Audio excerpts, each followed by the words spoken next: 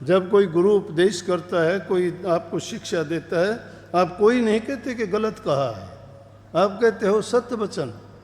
और इसीलिए क्योंकि उनकी बात में किसी प्रकार की मिलावट मिलोनी नहीं होती, उनका कोई अपना निजी स्वार्थ नहीं होता, उनके दिल में किसी के प्रति ईर्ष्या नहीं होती कि ईर्ष्या बस किसी को कहते हों, नहीं, वो उसके कल्याण के लिए, उसके हित के लिए, उसके सुधार के लिए, उसके जीवन को बढ़ाने के लिए कहते हैं।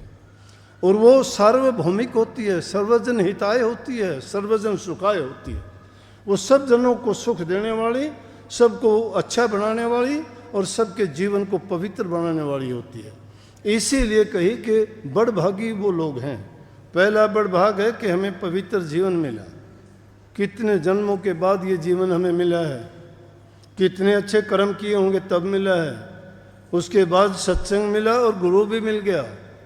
गुरु मिलना इतना आसान नहीं है। जिन्होंने गुरु की खोज की है उनसे जाके पूछो, और जिनको सस्ते में गुरु मिल गया वो गुरु का महत्व नहीं समझेंगे, या जिनको जगत की लालसाएं पड़ी हुई हैं दिल में, वो गुरु का महत्व नहीं जानते।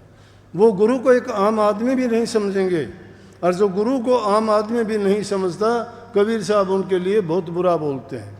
कबीर साहब तो कहते हैं, गुरु को मानस जानते ते नर कहिए अंध, दुखी होवे संसार में आगे यम का फंद। गुरु को मानस मत जानो, मानस तुम देह को जानते हो। देह तो इंसान की धर के आते हैं, धरी दे मानस की गुरु ने, जो तू तेरा करें कल्याण। अगर वो मानस की देह धर के नहीं आते तो तेरा कल्याण कैसे होता। इसलिए देह तो इंसान की धर के आएंगे, तेरी भाषा भी बोलेंगे, तुम्हारे अंदर रहें भीगे, तुम्हारे जैसे खान पान व्यवहार और बर्ताव भी करेंगे। अगर ऐसा वो नहीं करते हैं तो आपकी समझ से बाहर होगी, आप नहीं समझ पाओगे। इसलिए गुरु सबके हित की बात करते हैं, और गुरु की बात को मान के हम अपने जीवन में जिन बातों को ढाल लेते हैं तो निश्चित रूप से हमारा जीवन संवर भी जाता है। गुरु क्या बताता है? गुरु एक सहारा देता है, वो है गुरु का मंत्र।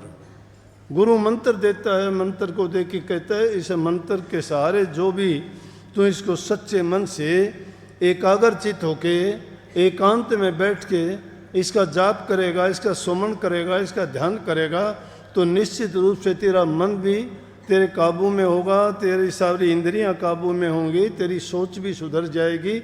और जो ये दोनों चीज़ें सुधर जाती हैं तो इंसान का पूरा जीवन संवर जाता है। नाम में बड़ी ताकत है, लेकिन नाम का तो हम सुमन तक भी नहीं करते। सच्चाई की तो बात यह है, परंतु हमें संतोष किस बात से है? संतोष ये है कि कम से कम इंसान का चोला मिला है, गुरु की संगत में आप आए हो। संगत में आने से इतना तो हो गया कि इनमें से बहुत सी बुराइयां छूट गई हैं।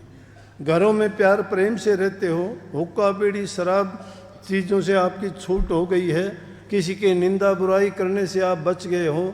ये छोटी मोटी चीज़ें ही ऐसी थी जो हमें नित्य प्रति के हमारे दिमाग को खराब रखती थी, हमारे मन में घर कर बैठती, तो नई नई समस्याएं पैदा कर देती थी। बोलने से समस्या पैदा होती है, बुरा करने से तो होनी। अगर आदमी जबान से भी छोटी सी बात कह दे तो उससे इतना बड़ी बात बन जाती है कि आदमी सब कुछ बर्बाद कर देता है।